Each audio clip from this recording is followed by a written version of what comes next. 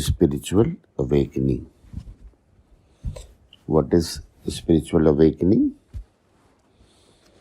We live life on many planes. One is physical plane, another is mental plane, another is spiritual plane, emotional plane. So there are many intellectual planes. So we live life on different planes. And we have different level of consciousness, alive or conscious, or we live with that level of consciousness when we live life of that level. Means if we live life on very grosser level, it means we must have seen many persons who are very self-centric. Whatever they do, whatever they plan, whatever they think taking consideration of their self only. Maybe their self means very self-centric. So this life is confined to that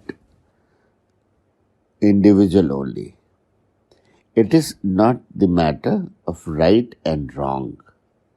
It is simply relative matter.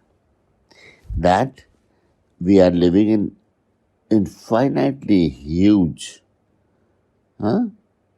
nature, which has not only one earth, it has whole solar system, it has galaxies, it has Milky Ways, and a ever expanding universe.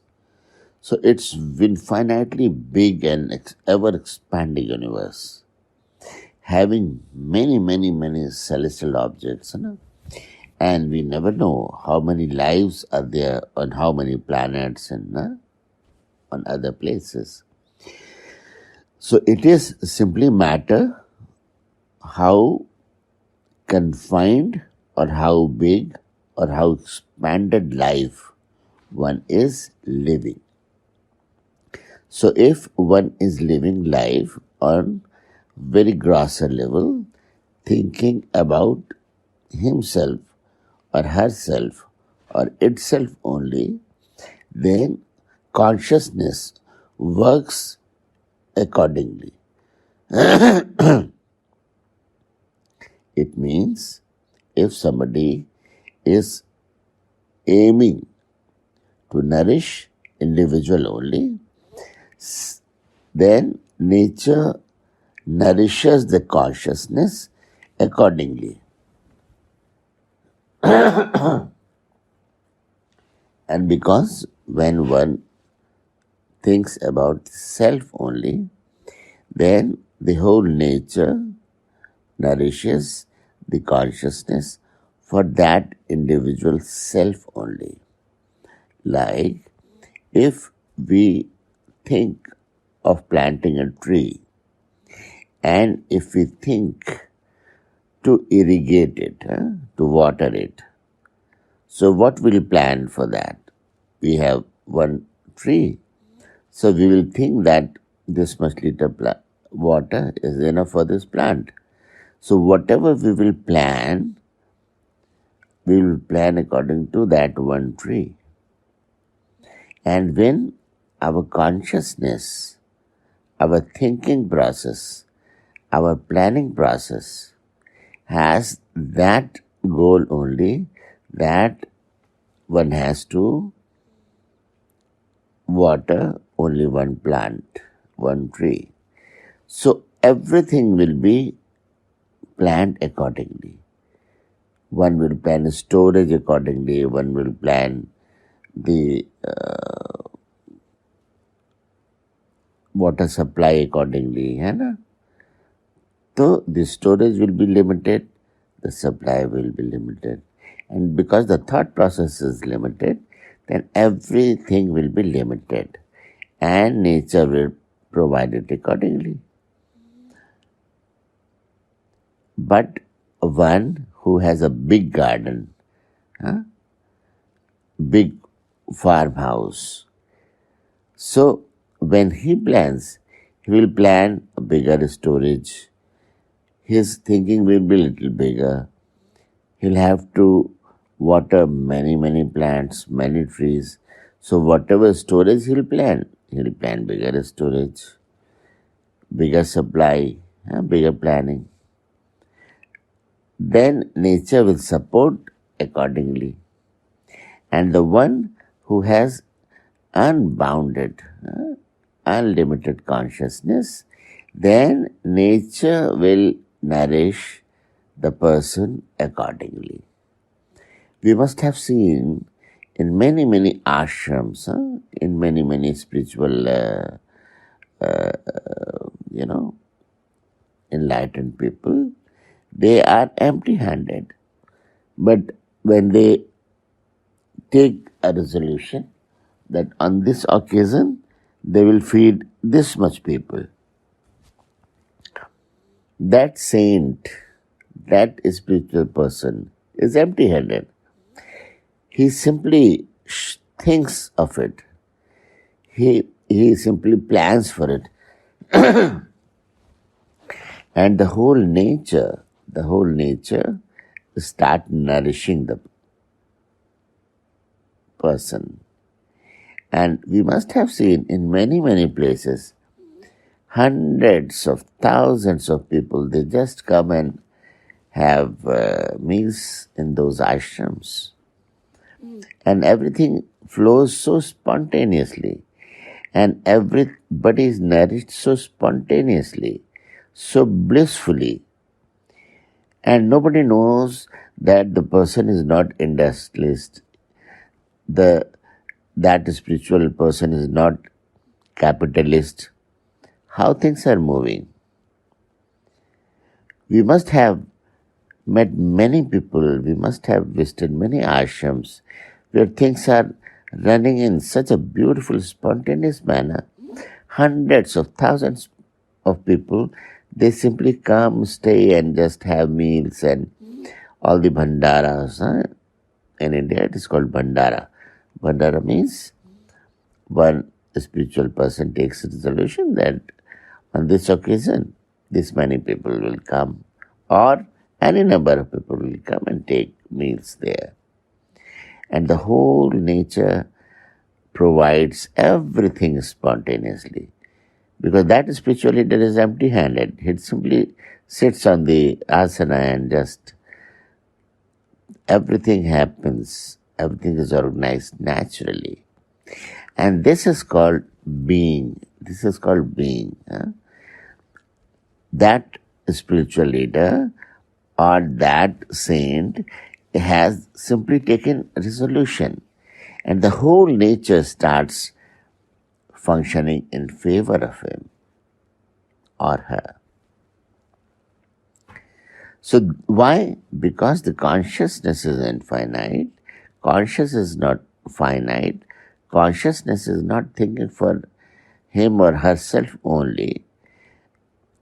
That consciousness is thinking for bigger self, for bigger consciousness, for bigger nature, for bigger crowd, welfare of bigger society, going beyond boundaries of area or city or country. It's thinking for universal phenomena. So what happens? The whole nature start functioning in accordance with that consciousness. So that spiritual awakening means when we open the door, we open our consciousness to bigger selves, for bigger areas. And when we think, we go beyond our limited selves to bigger selves, for bigger crowd. We go beyond our area, beyond our city, beyond our country. We just think for humanity. So the person who starts thinking for humanity, we must have seen the lives of all those great people. Just they simply take resolution, and millions and million people they mobilize. You must have seen life of many, many political leaders. And those political leaders who have the background of a spiritual strength, we have seen that all those political leaders who had a beautiful, bigger spiritual strength, they have following of millions and millions of people. Just by one call of this type of consciousness, million and million people, they just mobilize. So this is called a spiritual awakening, that if we become conscious of that self which is united, which is yogastha, with bigger self. And what bigger self is? That bigger self is that spirit, that consciousness which is running the universe, spontaneously. On whole globe, rain is coming when a crop needs them.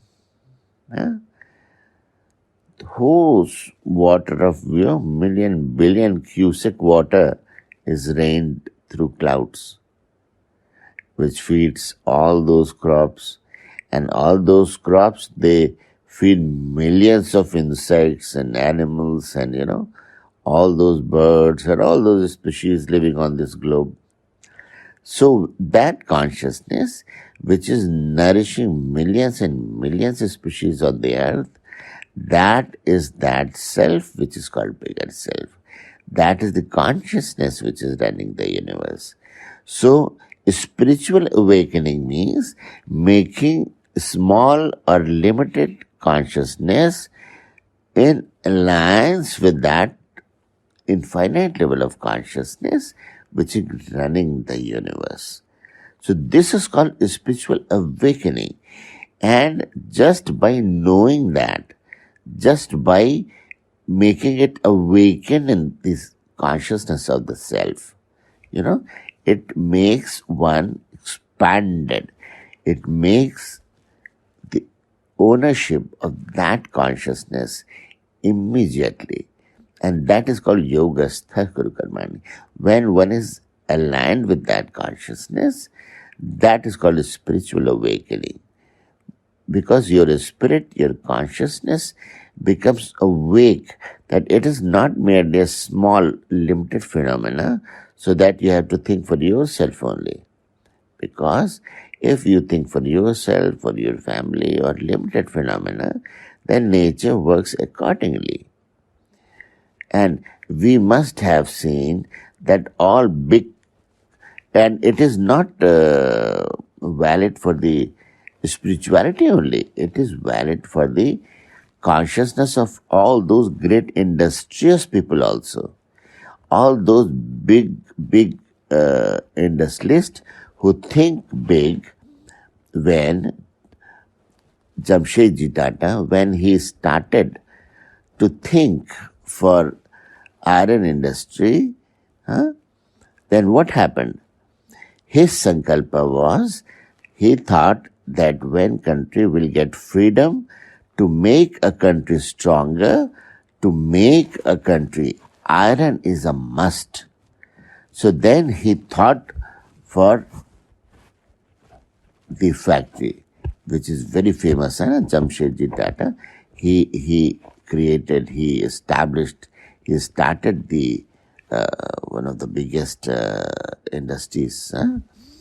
He started to produce iron and steel, and because he thought that to make a country, iron is something very important. So because he thought for big, he thought for whole country, So things started supporting, the nature started supporting him, and one of the pioneer in the field of industry, he created the whole Jamshid Nagar, and it's a city, it's a a very big industry which helped in making India strong, making India, because state is something which is required for everything, whatever you do, whatever infrastructure you do. So it is not the matter of spirituality only. It is matter of every field.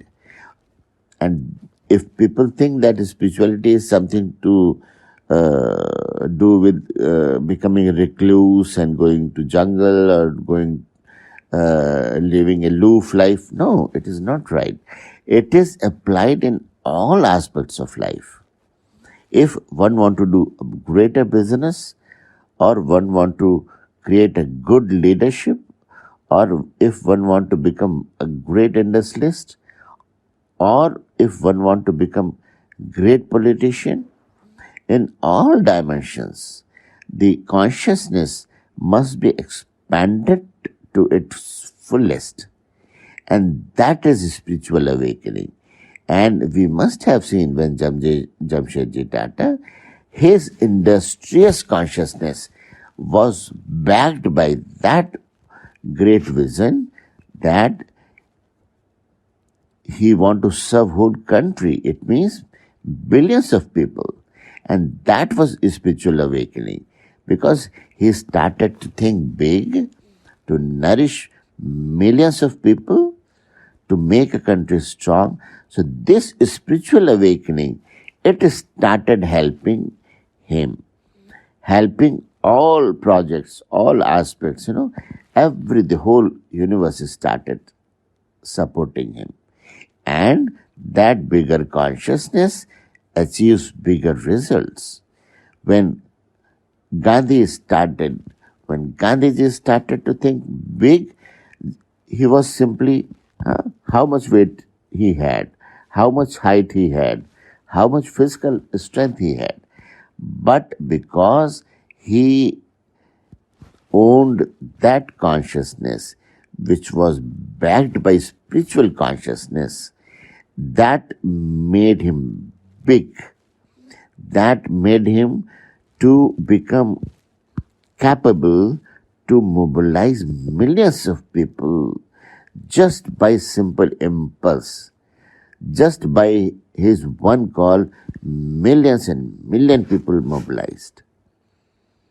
So whether we take the field of politics, we take the field of industry, or we take person of spiritual fields, all those people who want to create great impact on society, for this good of society, for the welfare of society, when they are spiritually awakened, they become lighthouse to guide the society.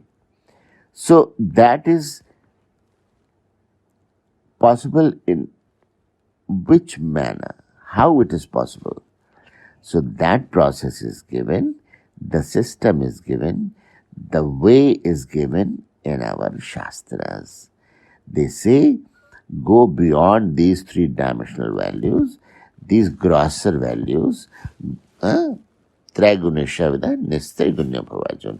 This is the world of three-dimensional world, a grosser level of Sattva, Rajatama, or whatever grosser level we see all around. We must have to go above it. Traigunishavida, Nistrigunya Bhavajan. Go beyond this. And what you do? Yogastha Kurukarmani. Be in alliance with that infinite consciousness which is responsible to run the universe. Then what happens? Maya Dhikshe Prakriti Suyate Sacharacharam. Then you own the universe. Whatever impulse you take, whatever resolution you take, it materializes. So if one is spiritually awake, what does it mean? That he knows that he came from very big consciousness. He is simply one small embodiment of that totality. So when one is not aware of that, when one is not awakened, when is not aware of that, he represents such a big phenomena. So then the person dwells in very limited consciousness, and all the fluctuations of sorrow and happiness and all those fluctuations of daily life. Sometimes one is happy, sometimes one is not happy, one is in sorrow, one is in guilt and stresses and complex and strains. So when one knows that he is part of whole big, then he start owning the universe. When a drop merges with the ocean, it becomes the ocean. So when the small consciousness, a small self, is aligned with that totality, that great consciousness, which is running the universe, then the whole consciousness grows to its fullest. Then that is called a Sovaisa, Aham Brahmasmi. That's why in all religion it is said, know thyself, apadipo bhava. You must know yourself first, who you are. Because unless we know what we are, we live life in very petty manner, in very small manner, in very limited life. So we start fluctuating in small strains, guilts, complexes, stresses and sorrows and this and that, sometimes happy, sometimes not happy, all fluctuating all the time. So we live life in very petty manner.